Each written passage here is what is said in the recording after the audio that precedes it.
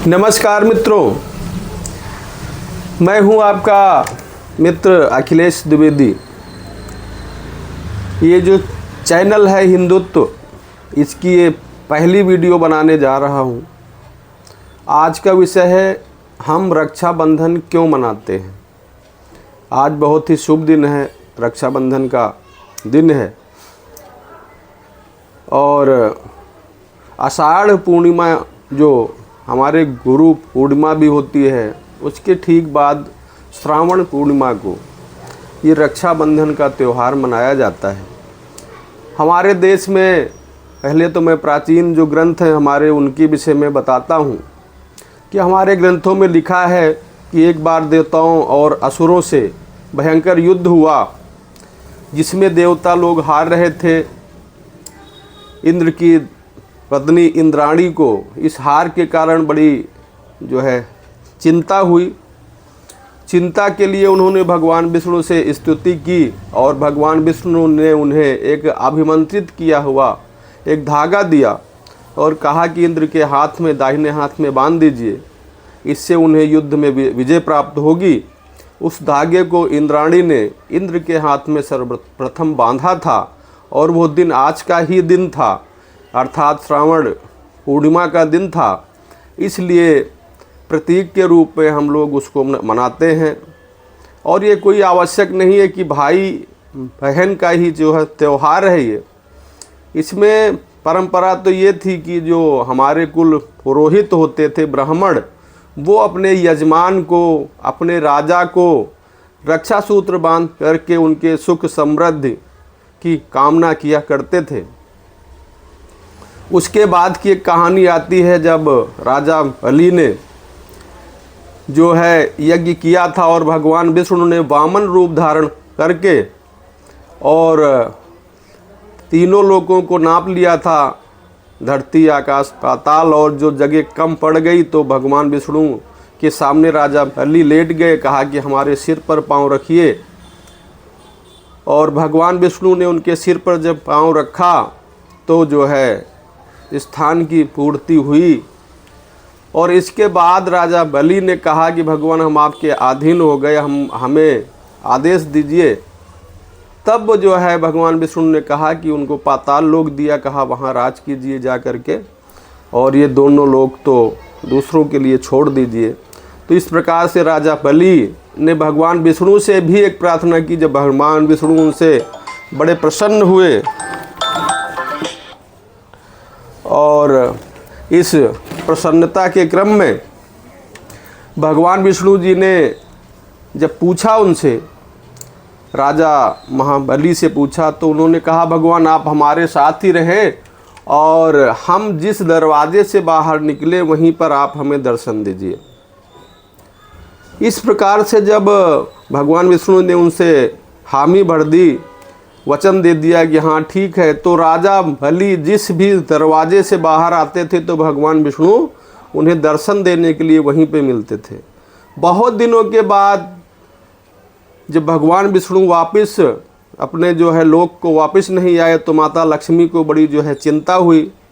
तो नारद जी ने उन्हें बताया कि पाताल लोक के राजा बलि, जिनके वचनों में जो है विष्णु भगवान बंधे हुए हैं, इस कारण से वो लौट करके नहीं आ रहे।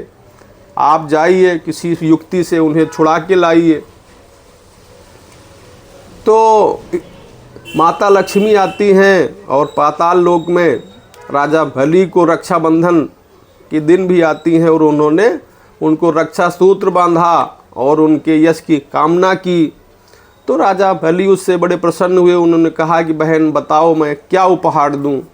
तो उन्होंने कहा कि ये जो हमारे पति भगवान विष्णु आपके यहाँ रहते हैं, आपको दर्शन देने की जो वचनबद्धता है, इसके कारण वो लौट कर नहीं आए और हम चाहते हैं कि उनको वचन से आप मुक्त कर दीजिए और हमारे साथ वापस बैकुंठ लोक को भेज दीजिए। तो राजा बलि ने हंस करके फिर भगवान विष्णु को अपने वचन से मुक्त किया और बहन को उनके पति के रूप में उपहार दिया और इससे दोनों भगवान विष्णु और माता लक्ष्मी लौट गए। इस प्रकार से यह जो है परंपरा आगे बढ़ी आगे बढ़ती रही। लेकिन जो भाई बहन का त्यौहार ये है, ये जो है जब मुस्लिम आक्रांता जो बाहर से जो है आक्रमणकारी में हमारे देश में आए, उन्होंने आकर के यहाँ लूटपाट की। उनका एक ही उद्देश्य होता था, भारत में आकर के धन लूटना और हमारी जो मातृशक्ति है, बहन बेटियों को उठा करके ले जाते थे, उनकी इज्जत के साथ खिलवाड़ किया करते थे। इसी कारण जो कुप्रथाएं भी कुछ हमारे देश में आ गईं, जैसे रात में विवाह होना, बाल विवाह होना, ये सब चीज़ें जो है आरंभ हुई। और उसी क्रम में जो भाई बहन का ये त्यौहार और जोरों पर आया, प्रचलन में आया कि एक बहन अपने भाई को राखी बांधती है, उससे रक्षा का वचन लेती है।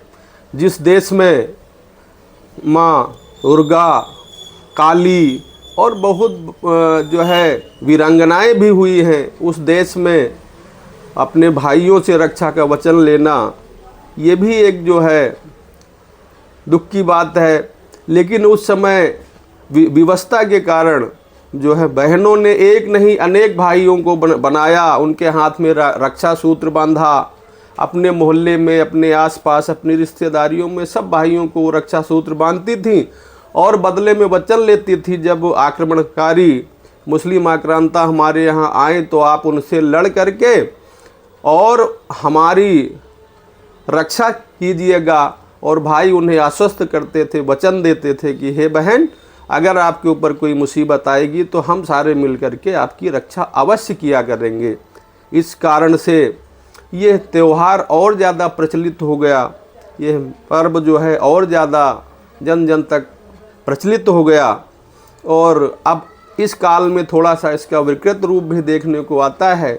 इसको एक थोड़ा लोभ लालच से भी जोड़ दिया गया है। बहनें बड़ी महंगी महंगी राखियाँ लाती हैं, सोने की राखियाँ, चांदी की राखियाँ, तो और भी कई प्रकार की राखियाँ लाती हैं। तो मित्रों, मैं तो यही कहता हूँ कि ये बहुत ही पवित्र त्यौहार है, किसी प्रकार का दिखावा या लोभ लालच की बात नहीं है। और भाई भी अपने आवश्यकता से अधिक उपहार देते हैं बहनों को। अच्छी बात है, बहनों को उपहार देना भी चाहिए, लेकिन इसमें जो दिखावा है ये नहीं होना चाहिए। ये तो बहुत ही कच्चे धागे का एक सूत्र, अच्छा सूत्र ऐसा बांधा जाता है। और भाई बहन का त्यौहार है, दोनों हंसी खुशी से मनाएं। इससे रिश्तों में प्रगाढ़ता भी आती है, नवीनता भी आती है। दोनों परिवार आपस में मिलते हैं। जो बहनें विवाहित होती हैं वो इसी बहाने कम से कम अपने घर आती हैं और भाई भी उनके पास जाते हैं।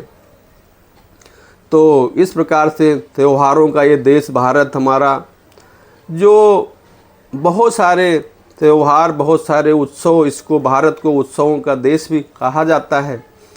तो बहुत सारे उत्सव आते हैं और जो एक हमें संदेश भी देते हैं, हमारी धर्म और संस्कृति को नवीनता भी देते हैं, प्रगाढ़ता भी देते हैं रिश्तों में, और हमें एक दूसरे को जोड़ने में सहायता भी करते हैं। इस प्रकार से फिर कभी किसी और विषय पर आपके बीच आऊँगा।